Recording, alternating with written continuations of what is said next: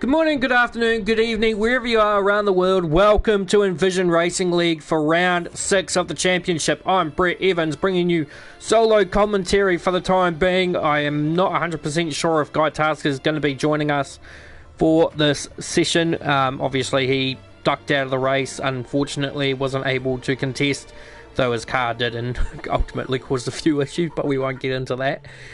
We're here at... Oops. Maybe I should turn that down. I just spooked myself.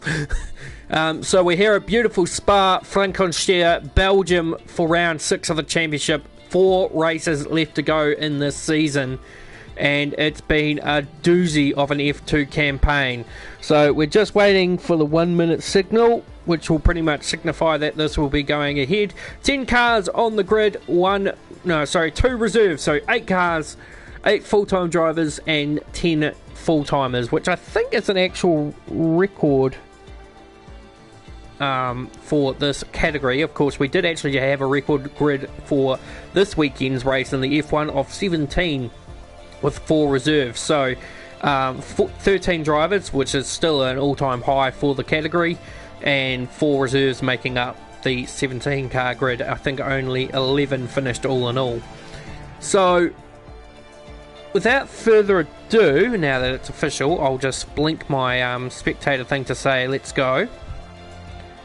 That'll be the cue to ready up. I think if Izzy readies, yeah, I was going to say if one more person readies up, then we'll be pretty much good to go. So Spa is one of the longest tracks on the calendar. An average lap of about a 1 minute 45 in a Formula 1 car. So we're probably expecting somewhere in the 50s, 55s for the F2 cars. They're not that much slower than an F1 car in terms of straight line speed. It's just their aerodynamics don't really have the grip performances of the F1 cars to be able to make the corners at high speed. So in a straight line, an F2 car is probably only maybe about 20 kilometers an hour difference. And whoa, now that's what I call a wet Spa. Now, and of course, Spa is notorious for its bad weather. So this comes at no surprise in the retrospect of things. Can't say for sure what the race will bring, but we did have wet qualifying in the F1 division as well. So it's just going to show that at the moment everything's sort of playing out almost in a realistic sense. So if you were to say that the F2 qualifying almost was to be the conditions for, if F2 qualifying went before or after the F1 qualifying, it would make sense almost. And Izzy has confirmed it will be a dry race. So you could almost argue the validation if you had qualifying separate to everything else. You would actually find that this is quite realistic, and it is. Well, of course, the F2 cars are full wet anyway, so they do. Unfortunately, they don't have an intermediate tyre, so. Currently, Brent Tamboa on provisional pole at the moment. Lewis Eriksson in the Univiciosi actually is doing pretty well at the moment to be up to P3, and immediately eclipsed by Izzy going through up into Eau Rouge and Radion. We're riding on board with Jordan Dittmer, who's become a bit of a frequent flyer in terms of his racecraft. He doesn't race in this as a full-time driver, he just races as a reserve, but he's been a very active reserve, so there is a possibility you could probably give him a full-time seat almost, so he could score points for the team he's in, currently in the HWA with fellow countryman Richard Underwood. So coming through the I used to know what the names of the chicanes were, but now they've lost me. So coming through into Sector 2, Julian Van Gimmert currently leads through from the 2 MP Motorsports of Brent and Bo. Then it's Mitch, Izzy in P5, Lewis Eriksson in 5th.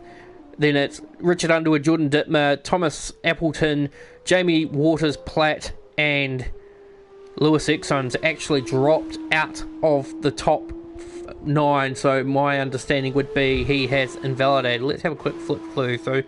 Appleton's okay, Jamie's okay, Lewis has indeed invalidated. So we'll now watch Julian as he comes through these far sectors. No Roscoe Armour, it looks like he's slipped in again, so maybe we'll see him for the sprint race, or actually it would be technically the feature race, I guess. But yeah, how odd is that? You can miss a sprint, qualifying for the sprint, but still partake in it. Interesting. But the only change at the moment is that Mitch has moved himself into second now. Actually, is under brakes in the last 2 corners. Oh, he was a bit tardy, actually, Julian, there, but he's going to hold on and take pole position. And Mitch just eclipses Brent there for position 3, or for position 2, I should say. Izzy in P5, Bo P4. Richard Underwood out-qualifies his teammate and qualifies P6. Thomas Appleton, Jamie Waters-Platt, and just Jamie Platt-Waters. Hyphenation is an interesting term, but I don't know how well this chat thing's going because my actual stream on my phone is not playing ball with me, so I can't really say for sure what's happening in terms of the stream.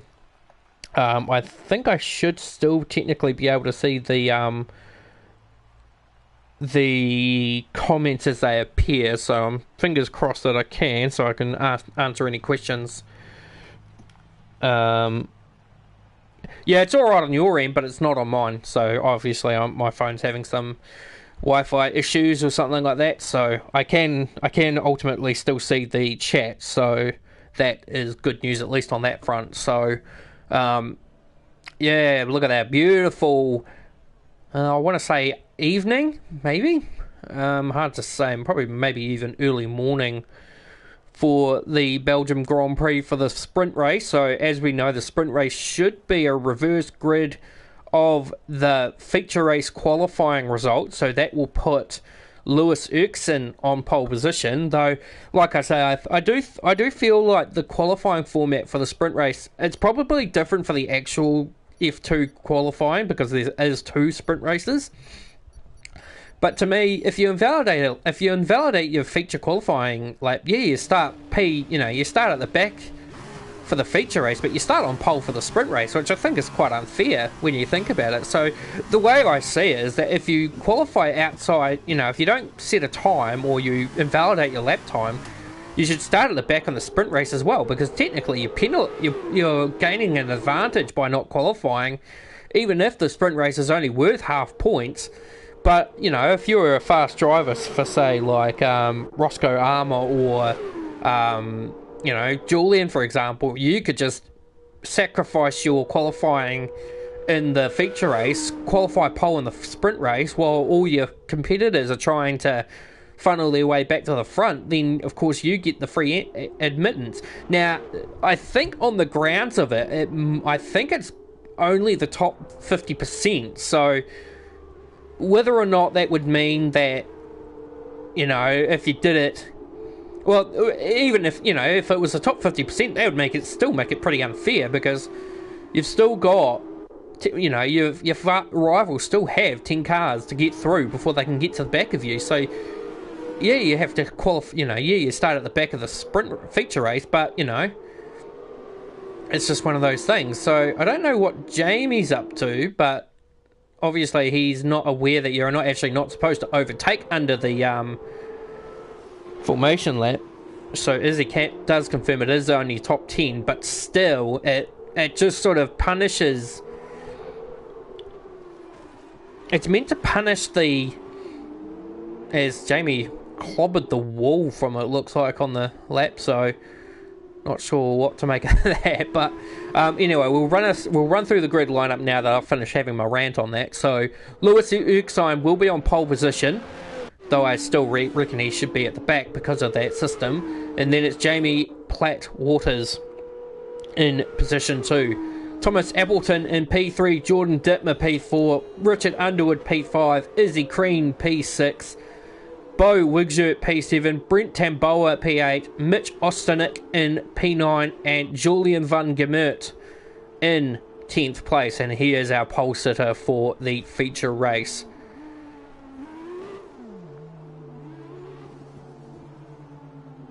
No, well, I can't tell you that even if I was able to. So no, the preset setting system is different in a way that you pretty much pick either, low downforce or high downforce. So it'll be interesting to see who's picked what in that retrospect.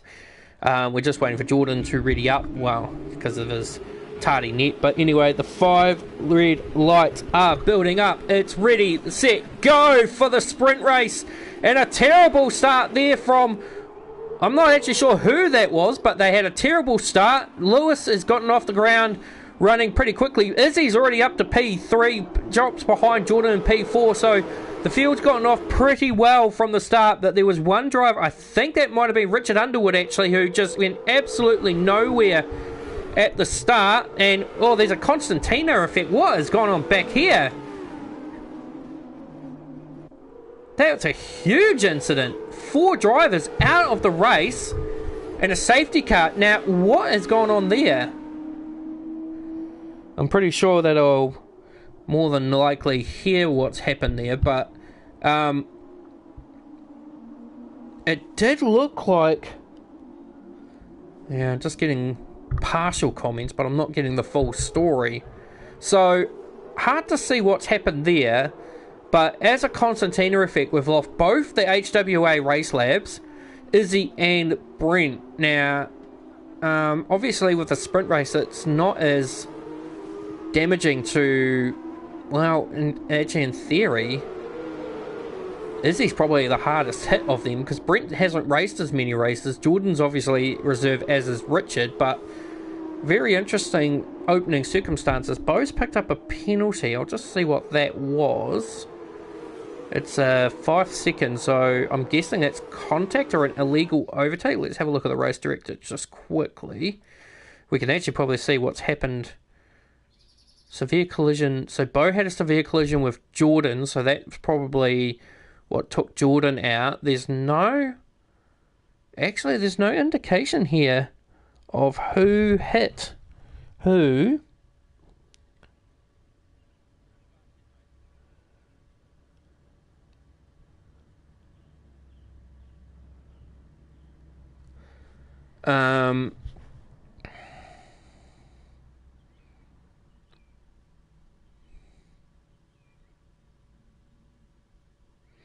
Just having a read through the information given to me at the moment. Nobody actually knows what has happened. So it sounds like it's just been sort of a 1 second wonder aspect.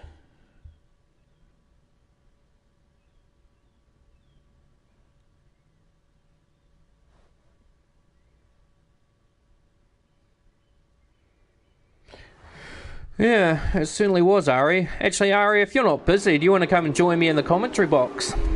Since I don't have Guy with me at the moment.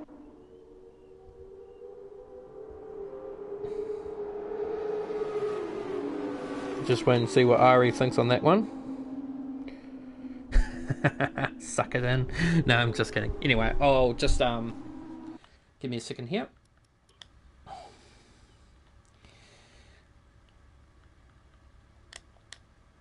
And I will invite him into the party.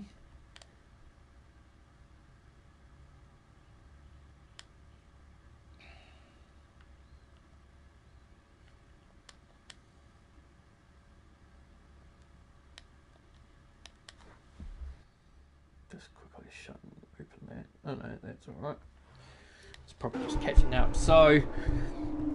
under the natural scheme... Oh, we got Jamie spinning off under the safety car. That's a bit of an interesting development there. You just want to be careful about the rejoin. So he is making good headway there and rejoins onto the circuit. So Ari now joins me in the commentary box. Ari, good morning, good afternoon, or good evening. Good night, pretty much. Good night.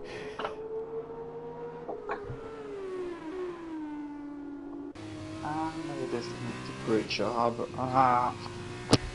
So, yeah, very interesting first lap instance there. Jamie picks up a drive-through penalty for falling too far back, which is probably a bit unfair given the idea that he did spin under safety car and should have been given a bit of an exemption there. But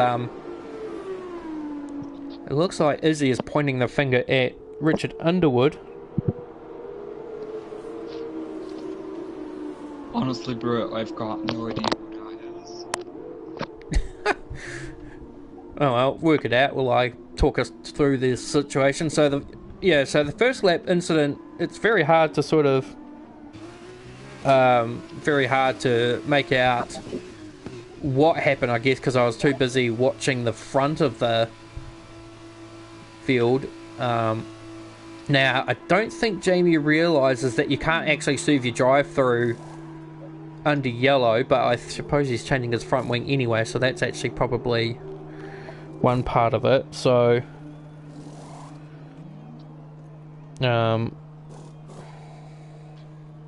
Michael Boland had to work.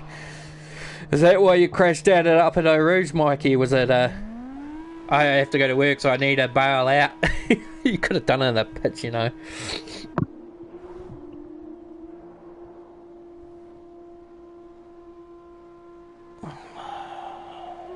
Right, I'm just looking at who it was, like who initially caused the incident. It looks like it was Cogwheel, but I'll just check. Yeah, I mean, as I say, I can't necessarily see it. Maybe I did see it. It was just going so fast, so it was just absolutely chaotic. But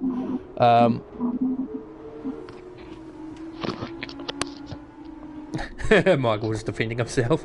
yeah, you did. We were on the hard tyre. I actually have to admit, the hard tyre was actually not a very good tyre on this circuit, so it was probably a relief to get the front wing damage to pit in and recover that. I did think about it too, actually, Ari. Considering you're the head steward of this league, it would have been very ironic if you'd been caught, because technically, I was racing and I'm an impartial steward. If we were both caught up in an incident that required reporting, we wouldn't have been. There would have been no investigation because we couldn't report it. We would have had to pull in Izzy or someone who didn't participate. I mean, Izzy's got stewarding experience, so you know.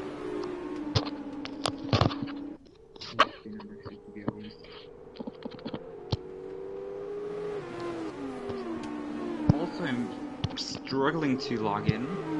Like, just trying the lobby, but just give me a sec, I'll be done shortly. Yeah.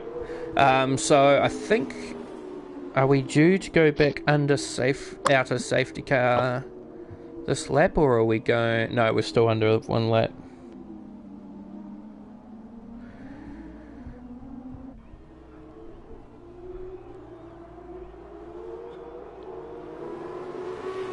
But I'm just rewatching the incident from Izzy's perspective. Yeah, this is just me doing live stewarding because I'm bored. What I do know is that it did look like Jamie was coming quite slow out of Eau Rouge. Looks like could be brake assist maybe playing a part in that, but yeah, it's definitely looks like Fallen Samurai. I think that's the Jamie you're talking about. Mm-hmm. I'm terrible at names, sorry. Yeah, it just looks like they slowed down at the apex of Ratillon. I mean, basically just causing quite an accident. I think we've got actual footage of this. We'll just have a quick look. Actually, my phone's pretty bugged out at the moment, so... Oh no, here we go. So let's see. Yeah, it does look like he's actually... Yeah, it does look like he's slowing down through the... I'll just replay it just to be doubly sure. So he's slowing down a lot. Like, you can see it on Easy Stream. Yeah, not ideal, but it could be assists playing a role in it. Which, unfortunately, doesn't necessitate the, allowing it sort of as a catalyst for not... yeah, obviously, I'm forgiving as a steward. Yeah, no, I get that. I mean, if it gets reported, it gets reported. If it doesn't, all she wrote. But the way I look at it, you can't use assist as a valid excuse to the shut up, Mike. Yeah. I don't use big words. But anyway, safety car is coming back in this lap, so the field will... I mean, they say half the field, but it's sort of more like 60%, or 40%, I should say, but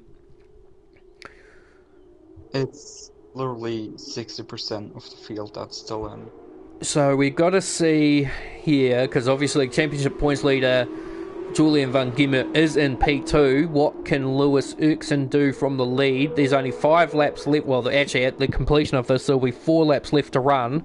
So it will be...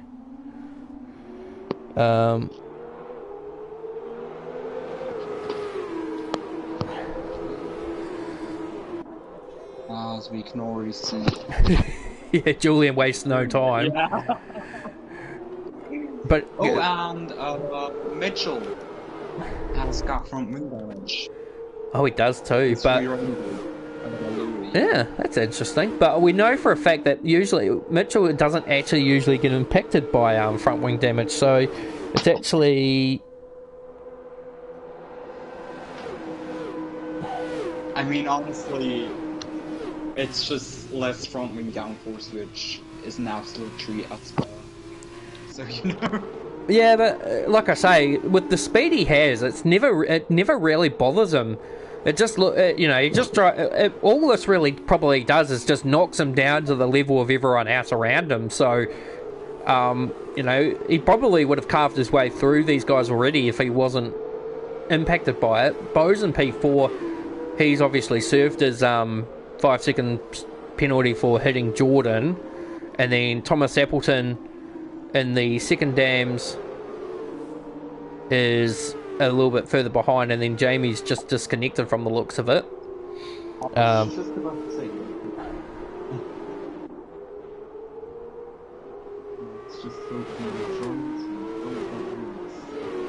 So Bo is 5/10 of a second, just under half a second now behind Mitch. So this track might be a bit of a different impact. Like I said, I have seen certain tracks where Mitch has had front wing damage, but you wouldn't have known based on his pace. So, but around the outside, is he going to get this done under brakes?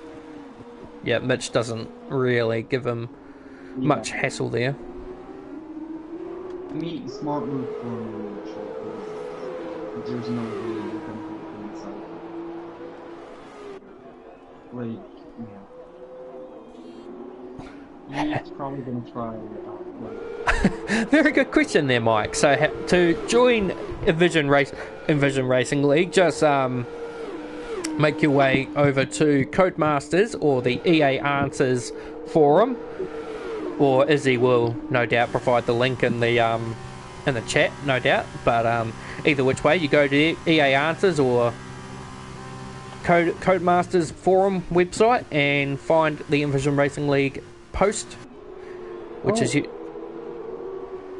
Yeah, I just saw Bo's just cleared Lewis there, so Bo seems to have a good bit of fortune in the sprint race. Doesn't quite translate as much in the feature race. We did see in Canada, Bo went from hero to zero sort of very quickly at Canada, but it was pretty much just one of those runs where what could have happened did happen, and Addy was a bit in the forefront for that one too. So plenty to go around on these tracks. So we've got 3 laps left to run, and there's a 2-second gap.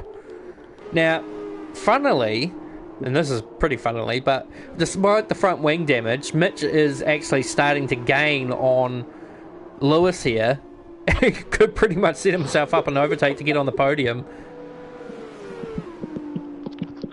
That just shows the comparative differences of pace between these two drivers, where a front wing... Oh, man, I actually thought Mitch was about to take a move into Bloschamont there, so...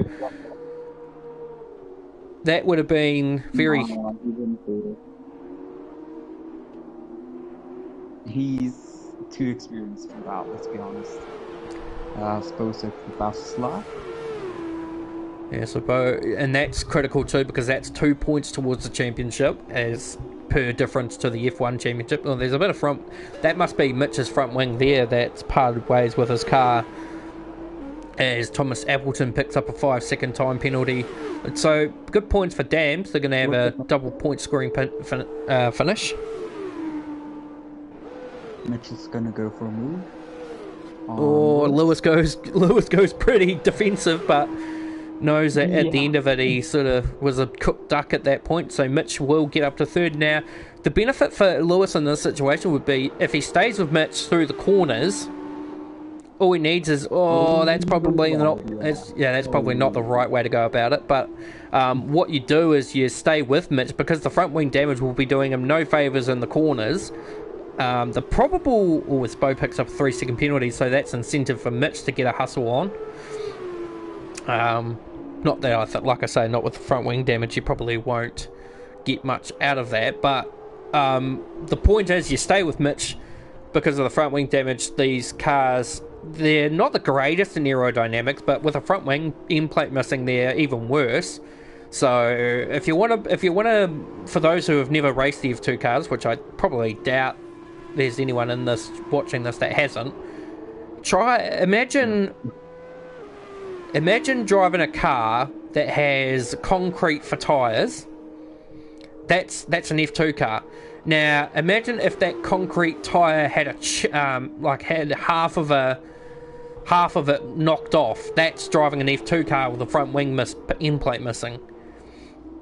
They're just so heavy. They understeer quite a lot. They're just so uncharacteristic, which to me is not how you should be preparing your future F1 drivers. You should Absolutely be actually not. no. So, well, the thing is I've driven boats, and boats are much easier to steer than F2 cars in this game. But the point is, and like Ari just was agreeing with me on, is that you get all these big high class drivers like Charles Leclerc, George Russell, Mick Schumacher, and all that, doing so well in these F2 cars, but then when they're thrown into an F1 car, it's like going from one extreme to a complete different one. So it's like going from a go-kart to a hypercar. The comparisons are so different between an F2 car and an F1 car. So, and these F1 teams demand instant success from these guys because they've won the F2 championship. They should be on top of their game. In some retrospects, like with Charles Leclerc and all that, yes, they've had their baptism of fire, and they've shown that the transition's not too bad. But then when you look at, I don't know, who would be a good example at the moment? Nicholas Latifi, I guess. Mick's first couple of seasons is understandable, mostly on the account that the team wasn't quite up to scratch last season.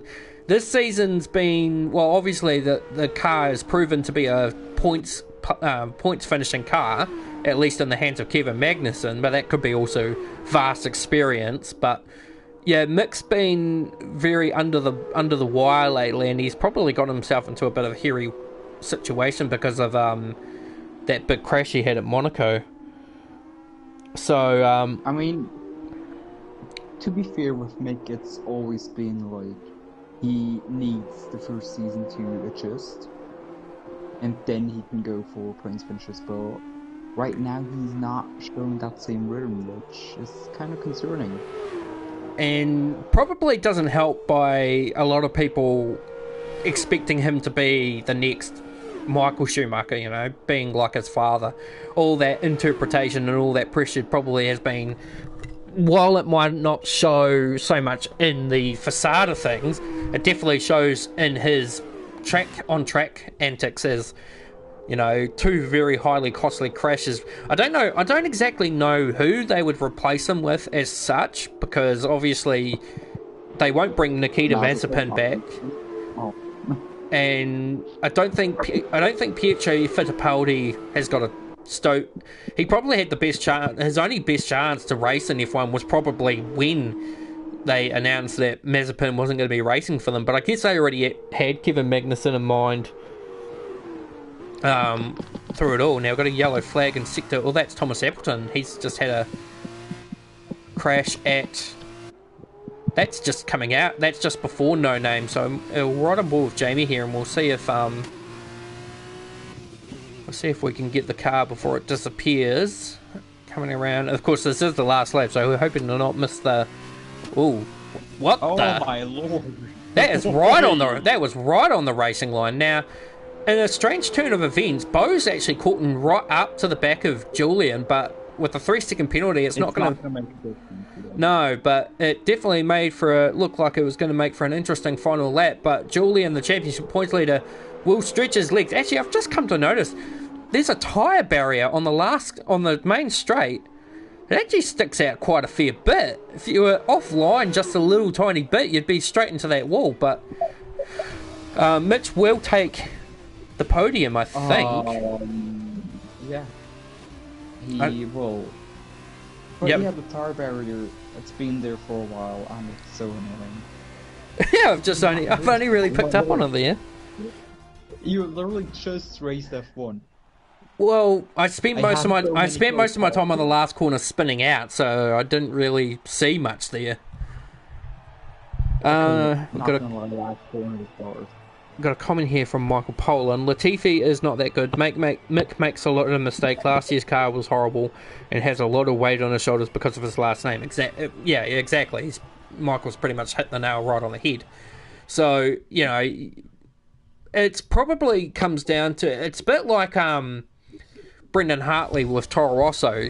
You know, he probably would have been okay there had it not been for Pierre Gasly getting P4 at Bahrain in their second race, which then gave Toro Rosso a sense of feeling that their cars were competitive, which then meant that they would start applying pressure onto Brendan, which then, you know, yeah, I mean, you're always going to be probably second best to a younger teammate, and that's, you know, we've seen that on countless accounts. We've seen it with Charles Leclerc and Sebastian Vettel. Probably the only time we've seen this at the moment is Sebastian Vettel on Lance Stroll. That's where, obviously, in this case, youth doesn't really amount to anything for them. And Valtteri Bottas and Guan Yu Zhou, I guess, too, but of course, Guan Yu Zhou is a rookie. I have to actually say, I've got to give Guan Yu Zhou some credit. He's actually done pretty well for himself in his first season of Formula One, the first Chinese driver, and he's certainly making some inroads. I mean, except for that one incident at Imola in the sprint, he's been really good, yeah. And then, yeah, obviously, you know, Nicholas Latifi, you know, people sort of, you know, Nicholas Latifi is sort of the proof that buying your way into F1, yeah, you're probably going to be more guaranteed for a seat because you can just pay your way to stay in it. Like, obviously, with Lance Stroll being able to get a team bought for him, basically. But at least with Lance Stroll, he's sort of showing a bit of what he can do. You know, pole position at Turkey in 2020, a few podiums to his name, especially in his rookie season. So there are some attributes to him that pay off. It's just some of the... Pierluigi Martini was the best F1 driver of all time. I don't even know if that's legitimate or Michael's just pulling the piss. But so now this is what I call an interesting tyre lineup for the race. So going through the TKA media starting grid, we've got Julian on pole from Mitch. Of course, remember this is the qualifying results of the feature race from the one-shot quali. Brent Tamboa in third, Bo Wigzert in fourth, Izzy in fifth. Now, all five of those cars are starting on the mediums. Then you've got Richard Underwood, Jordan Dittmer, Thomas Appleton, Jamie Platt-Waters, and Lewis Erkson all starting on the soft tyre from position 6th to 10th. So, half strategy, well, I wouldn't say half, but, well, actually, no, it is half. So, half strategy is doing the faster tyre, half is doing the slower. The interesting point, though, is that the faster drivers are using the slower tyre, and then so on and so forth. So it's going to be an interesting point to see who's got the pace early. Sorry, of the Sorry. Oh, Julian caused a bit of a Constantina effect there. Yeah, so Mike, when you hear this, can you confirm if Pierluigi Martini is an actual person or if you're just pulling the piss? But yeah, you know. But yeah, for people like Latifi, I mean, I just got no answers for him. He's just... I'm not going to go out and say he's bad, but he's just there. He's just there filling a seat. I mean, let's be honest, he's not that bad. Like, if you look at last season's result, like, he got pretty close to George, and like at the end there. Yeah, I'm not going to go out and say he's the worst driver on. He's not the worst driver, because Luca Badoa probably would be the worst driver, considering he finished last 2 times in a Ferrari, which understandably it was not the best Ferrari of its generation, but it still was not last place quality. Yeah.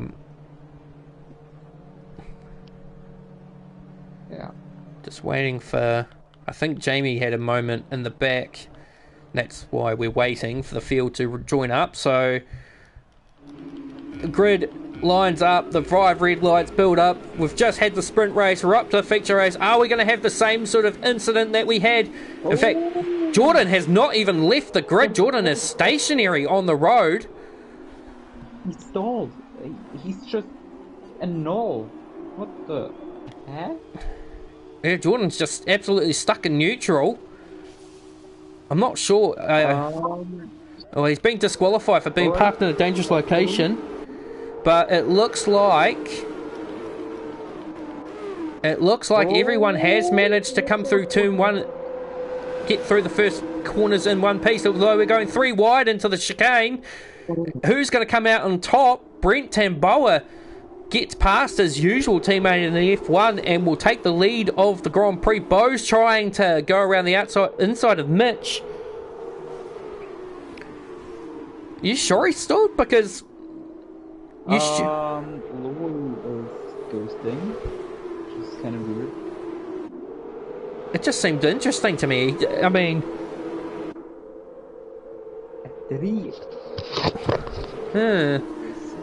yeah, Mike reckons that he's stalled on the grid, but yeah, I don't know. Well, Jordan's going to come back to learn that his car is not even in the race anymore. But so the top 5 all on the same tyre are all within. Well, actually, the whole field is pretty much line astern, minus Jamie, who's fallen.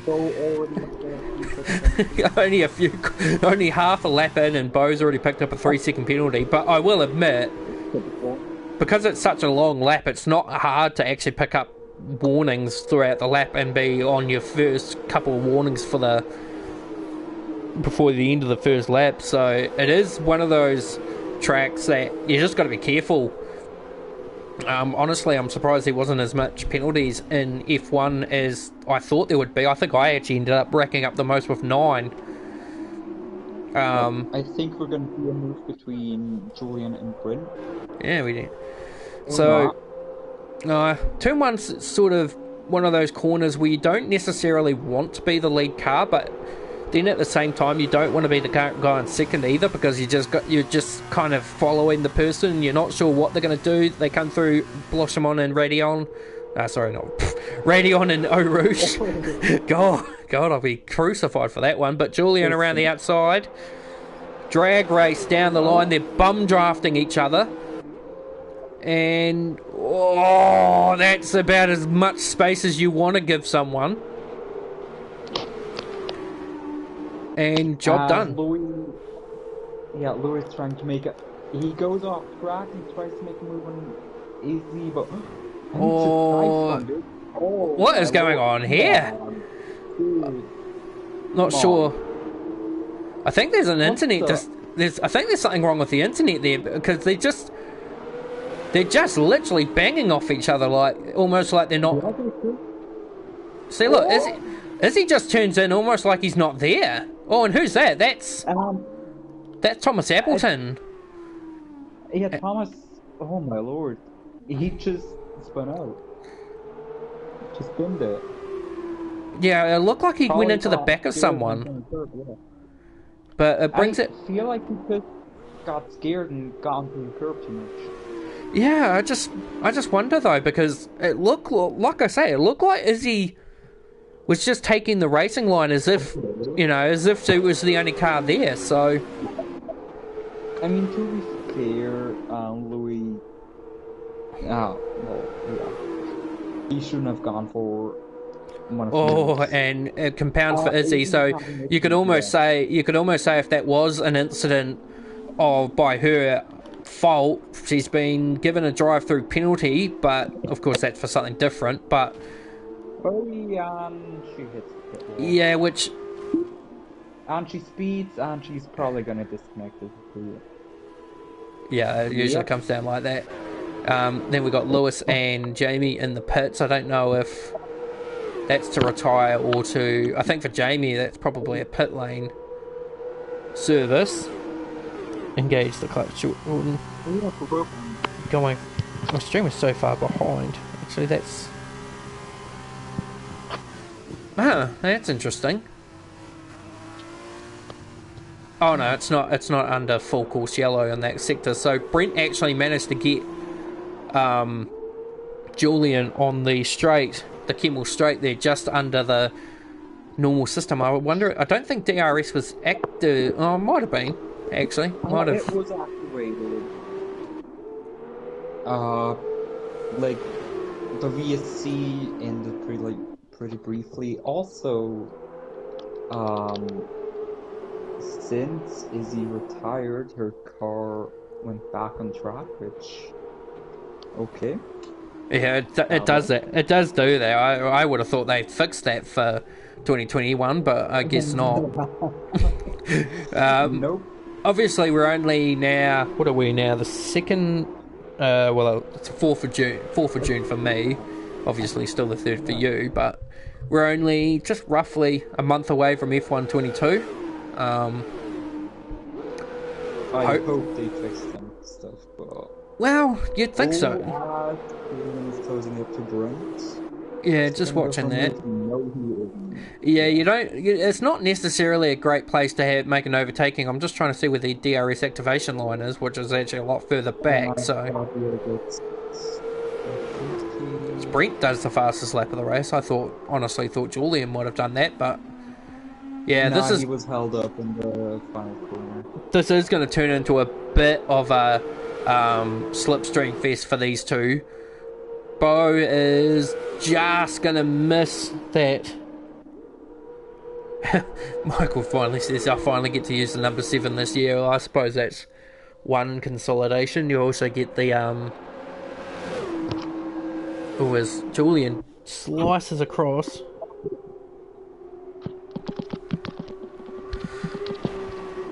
As we can see that Izzy definitely isn't happy. No, she obviously with the drive-through compounded with what happened with Lewis, I'm guessing, as Brent, oh man, oh, and a bit of sliding there from Julian, so, and there's full level contact there coming into no name. I'm surprised that, these two are teammates normally in the F1 department in the McLaren outfit, and of course they've been tasting some pretty good success, minus Canada obviously, but Mitch picks up a 3-second penalty. So VC went away, come back, and it gave him a drive-through. Oh yeah, I've seen that one many a time. There was an instance in Hungary where I got a drive-through for speeding under yellow, but I didn't see a delta, so it does happen. Yeah, this battle keeps raging on. These two still have to make a pit stop, keep in mind, so they're going to be... right, I forgot about that part. That explains it. But, yeah, so Bo keeping the watching brief. He hasn't been able to actually really get into that 1 second marker to use DRS to keep up to these two, so... Although I think he might... Oh, what a slide there from Bo! Absolutely had the rears full blown. And then... Yeah, and Brent is losing out a bit to Nosy. Let's see. So Bo loses another shot at getting the DRS, and... Yeah, Mitchell's gonna go for a move. Oh, and Brent gets the move done. Oh, there's contact. Just hear it, because riding on board with Mitch as he was trying to make a move, goes around the outside. Yeah. Mitch doesn't look like he's... Yeah, Mitch doesn't look like he's overly competitive around Belgium. Usually he's quite up. He's usually fighting with Julian. But then... going through, it just looked like, yeah, Bo just had better traction coming out of the corner. But yeah, this battle for the front, I mean, it's probably it's more beneficial for Brent to try and break the toe from Julian, but it doesn't look like his car. I think obviously the mediums aren't going to go off yet, but as it is, you know, with the tyres starting to fall away, you can see that the sliding is starting to become more and more evident as it comes through, but it just means that unfortunately for Brent, he won't be able to break that 3 second. The only way he's going to probably be able to break the 3 second toe is if he performs the undercut, which means to, you know, get into fresh air and just punch out numbers on the softer tyre. So, given that there's only just under 5 laps left to go, well, actually, no, sorry, there is just under 6 laps left to go. You probably want to, you probably want to pit now and get on the softs. But in saying that, you're probably about to reach the pit window for the softs, or mediums to the softs anyway. So it's really touch and go as to well,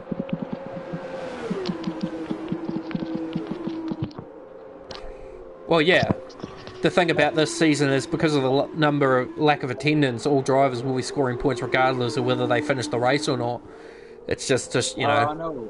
That's 75% rule. Well, yeah, but it's just it's just for this season only, because we're hoping that by next season our numbers won't be so ghastly, I guess. Yeah. So Apparently you did, Izzy. Don't worry. Yeah, so Izzy will still score points, and because Richard Underwood is a reserve, she'll go up a spot anyway to 7th, so there's still points in it, so it ultimately won't affect, you know, doing a report ultimately won't impact the driver responsible for the incident as such to gain a position, but there's still points in it in the end. And it will it's not a don't mistake it as it's not pity points. It's a system that I introduced to allow, you know, to keep people interested, because of the idea that because our race grids weren't so big, people were just abandoning the race to, you know, because they didn't feel the need to. So, you know, if they're not racing, they don't get the points. So that's how it works. So come season 2, obviously the system will go back to the regular regime of 75%. No, sorry, 90% for finishes, 75% for AI racing. And I suppose you could say the shorts. Well, actually, no, you can't say that for the short season, because we're going to be doing shorter seasons from here on out. We're not going to be doing full race calendars like we did last time out. So Brent's going for a new I'm surprised these guys are staying out as long as they are. I would have thought someone would have taken the bull. Yeah, it would be great for him, to be honest. Yeah, surprising. They don't seem to be interested in pitting. Well, I mean, considering that only Julian is the only one of the 4 that hasn't got a penalty to his name, you would be trying to,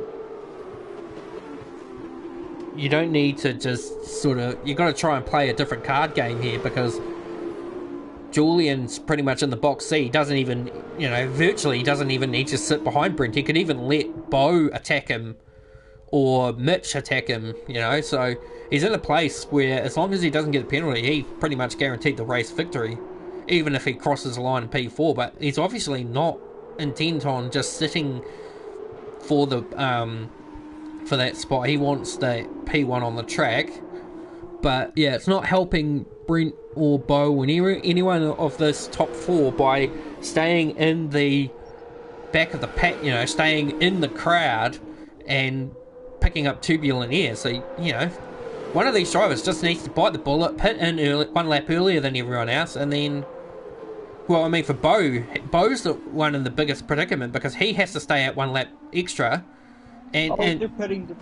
And see, this is my point, though. And there's a yellow flag in sector 3, and that's Oh, and Brent, well, actually, Brent's just made things worse for himself by picking up a 5 second for speeding in the pits.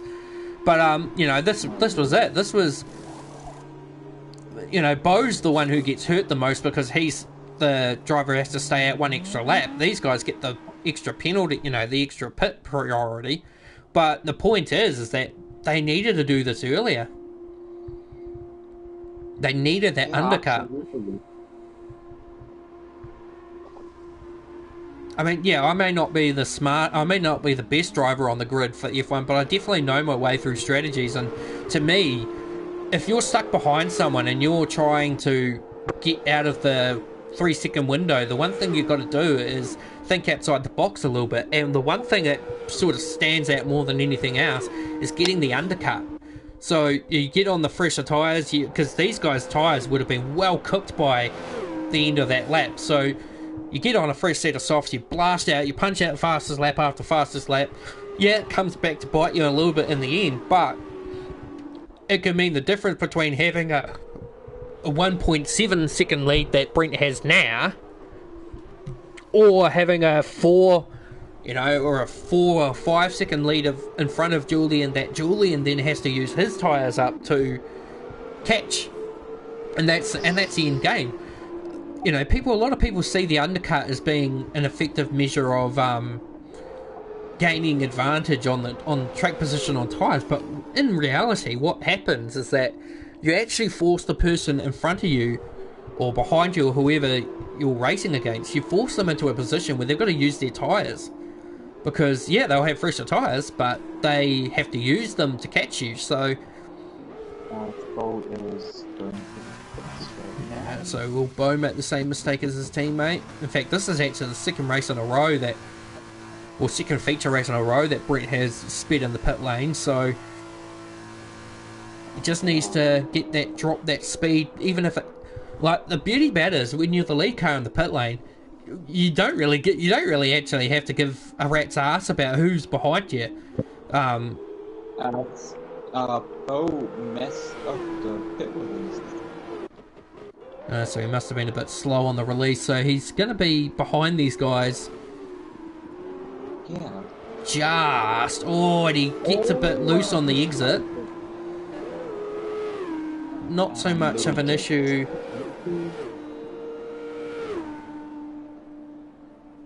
Coming through, but now Julian.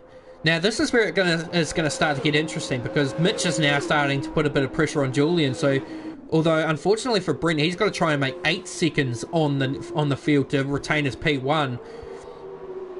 He might get lucky. Well, yeah. I mean, these two battling might only extract maybe 2 seconds out of the time, maybe at worst, if these two have continual side by side action.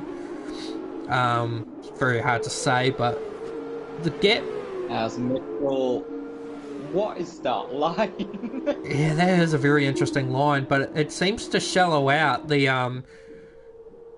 entry into Pujon. It doesn't actually hurt the exit, so might actually ride on. Use the AstroTurf. Yeah, we might ride on board with him for the next lap, as Brent now picks up another one. That's going to put him up to 11, if I'm not mistaken. Yep, that's 11 seconds. Who's got the fastest lap at the moment? That would be Julian on a 57.6, and I think that's on the mediums.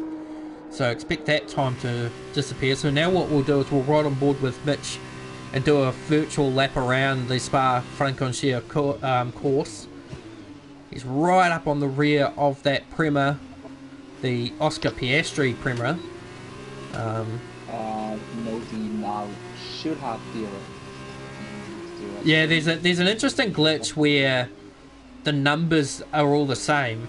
So I don't understand why it is, but yeah, every car's teammate will have the same number.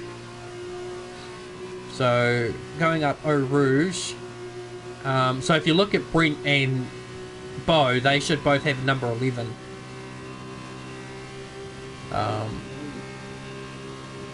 Brent very aggressive on his defence, staying true to the word. One move and then back across. Lewis picks up another 3-second penalty. Okay, not gonna lie, that's not glitch. Now that he's pointed it out, I can't unsee it. Right, so here we go. So coming into No Name, heading up towards Puhon. Let's have a look and see this line. So, what is that line? He's deliberately driving on the road and the AstroTurf. That could go so many bad ways. Yeah, but it's quicker. Is it though? Because he's using the entire width of the track, so you can carry more speed through No Name. Well, I guess so, and I suppose the game's not picking it up for him. Is that the esports line? Michael Pollan, is that the esport line? The esports line, yeah. I could have. I'm gonna have to watch an esport race now to actually find that out. But so we're on lap 10 of 13, and we've got well, we've got a 3-way battle now for the lead. Although I suppose you could almost say it's a 2-way battle because you could pretty much throw Brent out of this perspective. You could probably even throw him out of the podium because there's no way he's going to be able to hold on to this position because Bo is going to very soon... Oh, look at that.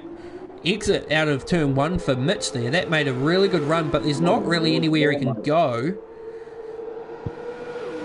It's the problem with the first sector of Spa is that you can get a good run out of turn 1, but you got really nowhere to go, and you don't really want to be going side by side. Oh, we're about to see 3 wide here at the chicane. I think not. Although Brent doesn't give Mitchell much. Gives Julian the space, but doesn't give Mitch much room. I don't know. I don't really understand Brent's motives here. I mean, he's obviously looks like he's trying to help Julian, but Julian doesn't need the help because he's already got, he's got no time penalties. So these guys have got to try and do all the hard yards. So I'm just not sure about that. I'm just not sure. It doesn't look like he gains much momentum from it. I would have to look at the... I'll do it again and look at the sector split. Well, not the sector splits, but I'll look at the sector gains in between him and... Actually, I might still be able to, because I actually... That it has. Alright. I'm just looking at, like... Wait, someone just texted me. Just waiting to see what goes on here because, like I say, Brent's making this difficult on Mitch, but I don't understand unless he's trying to back Mitch into Bo. That's probably my only estimation on that. That's probably the... Although Bo's doing a pretty good job of staying with him anyway, so I don't think he needs help from his teammate to get that done, but they're all, as far as I'm aware, they're all in a party. They all race in a party, so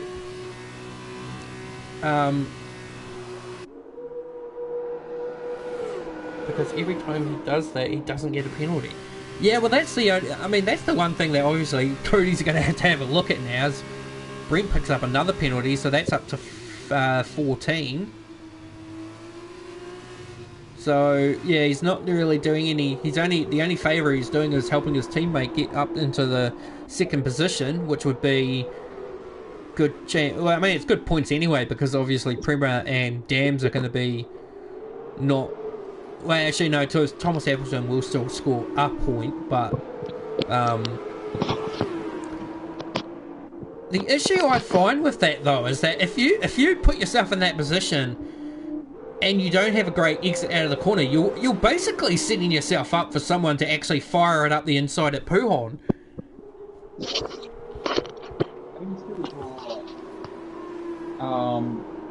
A smart driver doesn't really try something like that. Well, I mean, I don't know. I mean, if you've got the momentum, if you've got the pace to do it, you'd go for it. Because they're pretty much inviting you.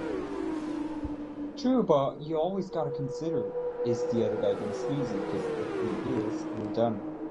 Well, I mean, any professional good driver would see the proximity arrow alongside and think, oh, maybe I better not take my normal line because I might, slice this guy's nose off. But yeah, I mean, I don't get it. Maybe one day I'll be able to get the answers out of him as to why he thinks it's the ideal line to take. But we're on the final lap now, so the only thing we can consider here is this three-way battle, of course. But of course, like I say, Julian's pretty much got it made because he's the only driver without a penalty. If he picks one up, that's going to change the incentive a little bit. But like I say, unfortunately for Mitch, he's got no...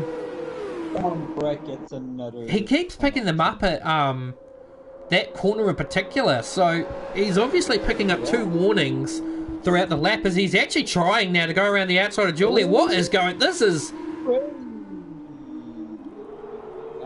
He's gonna have to give that back. I don't think he cares too much because at this point in time he's got nothing to lose. Yeah, he still has to. I mean, by a technical standpoint, yes, he does. But will he? Now, look at that. He changed his line. Yeah, he went back to the regular racing line. I wonder if he only does that when he doesn't think he's got a chance for an overtake. As Bo now picks up another penalty, so that's going to put Mitch in a good spot. At least it will keep Mitch off.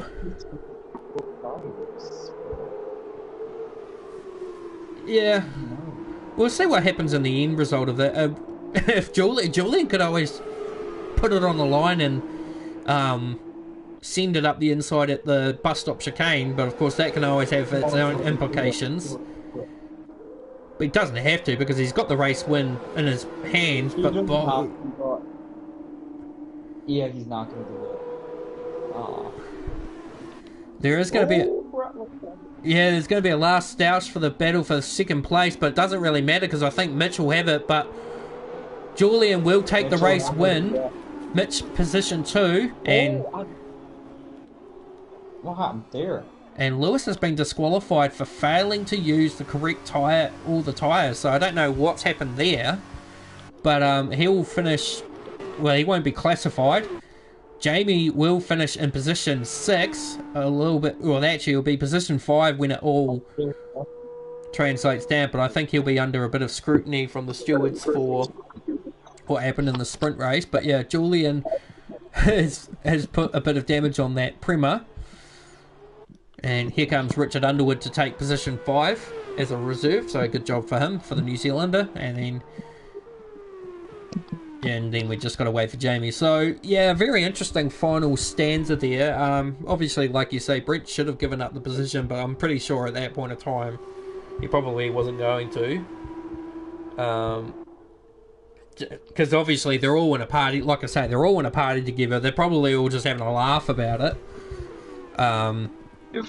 Probably, yeah. Or screaming at each other. Who knows? Well, exactly. We don't know what goes on in those sort of things. It sort of just plays out either which way. But where is Jamie? He's just coming through the 3rd sector now, so a fair way back. But at least he'll consolidate some points for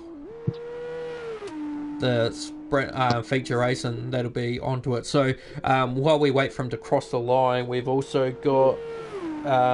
Don't forget, tomorrow we do have the TCR GD7 league race at the Autodromo La Margiore, La Mago Laghiore, my personal favourite track.